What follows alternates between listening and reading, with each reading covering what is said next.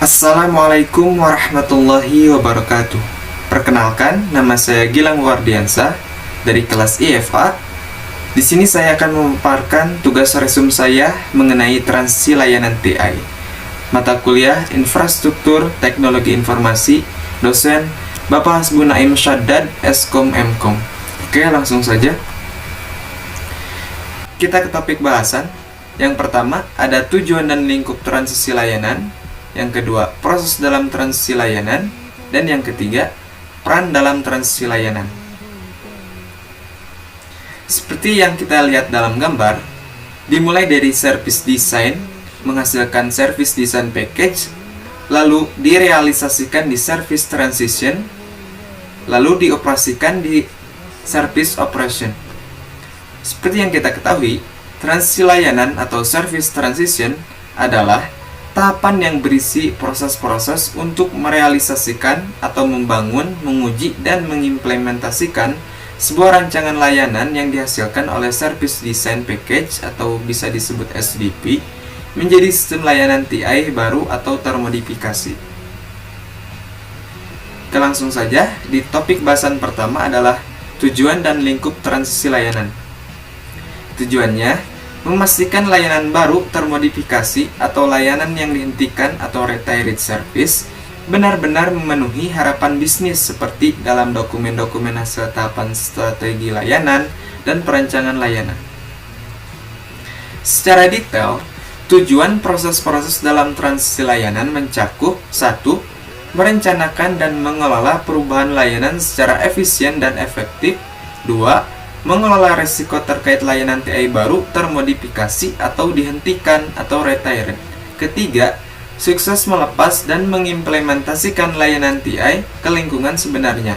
Keempat, mengelola harapan terhadap unjuk kerja dan penggunaan layanan baru atau termodifikasi. Yang kelima, memastikan perubahan-perubahan layanan menghasilkan business value yang diharapkan. Yang keenam, menyediakan pengetahuan dan informasi berkualitas terkait dengan layanan dan aset layanan. Cakupannya meliputi pembangunan dan pengembangan atau peningkatan kemampuan transisi layanan-layanan TI baru atau termodifikasi ke lingkungan kerja sebenarnya, termasuk mulai dari perencanaan paket-paket perubahan layanan TI, lalu pembuatan atau pembangunan sistem layanan TI, dan ada juga uji coba layanan TI, lalu dievaluasi. Dan yang terakhir, kita implementasi ke lingkungan kerja sebenarnya atau deployment. Lalu, hal yang penting dilakukan dalam proses transisi layanan berupa 1. Perencanakan dan mengatur perubahan layanan. Lalu, analisis kebutuhan dan tujuan. Penting untuk melakukan analisis terhadap kebutuhan dan tujuan dari transisi layanan yang akan dilakukan. Hal ini akan membantu dalam menentukan langkah-langkah yang harus dilakukan dalam proses transisi, serta mencegah terjadinya kesalahan dalam implementasi. Kemudian, ada pengujian dan sertifikasi. Setelah proses transisi selesai, pengujian dan sertifikasi harus dilakukan untuk memastikan bahwa layanan baru sudah berfungsi dengan baik dan sesuai dengan standar yang ditetapkan. Lalu, ada pelatihan dan dukungan. Dalam proses transisi layanan, pelatihan dan dukungan harus diberikan kepada pengguna baru. Hal ini akan memastikan bahwa pengguna baru dapat memanfaatkan layanan baru dengan optimal dan meminimalkan gangguan atau masalah yang mungkin terjadi. Jadi, hal yang penting dalam proses transisi layanan harus ada membangun, menguji, mengevaluasi, dan mengimplementasikan layanan ke lingkungan bisnis secara sukses. Yang kedua, topik bahasannya yaitu proses dalam transisi layanan. Ada 8 proses yang direkomendasikan dalam tahapan transisi layanan. Ada change management, change evaluation, service asset and configuration management, lalu application development, lalu ada release and deployment management, juga ada service validation and testing, lalu knowledge and management, dan terakhir, transition, planning, and support. Berikut beberapa penjelasannya. Change management adalah proses untuk mengontrol siklus hidup, perubahan, atau change dalam layanan TI. memastikan perubahan memberi keuntungan bagi bisnis organisasi. Lalu, ada change evaluation, adalah proses untuk menilai perubahan-perubahan besar atau major sebelum perubahan diteruskan ke tahapan berikutnya. Kemudian, Service Asset and Configuration Management adalah proses untuk mengelola informasi tentang configuration items dan hubungan antara CI yang dibutuhkan untuk menyediakan layanan TI.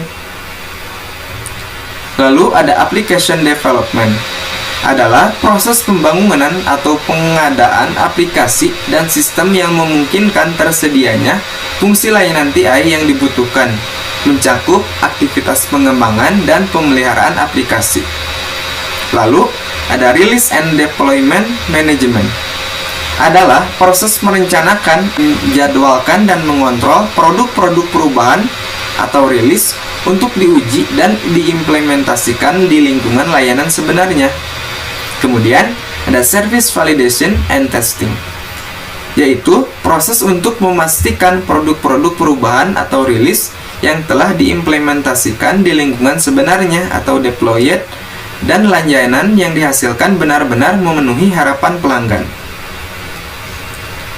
Lalu ada Knowledge Management, adalah proses untuk mengumpulkan, menganalisis, menyimpan, dan menyebarkan pengetahuan dan informasi di organisasi dalam rangka meningkatkan efisiensi dengan menghindari pencarian pengetahuan yang telah diketahui sebelumnya. Dan yang terakhir, ada Transition Planning and Support, yaitu proses merencanakan dan mengordinasikan sumber daya TI untuk mengimplementasikan sebuah produk perubahan besar atau major to release dalam perkiraan waktu, biaya, dan kualitas tertentu. Ke Project Management,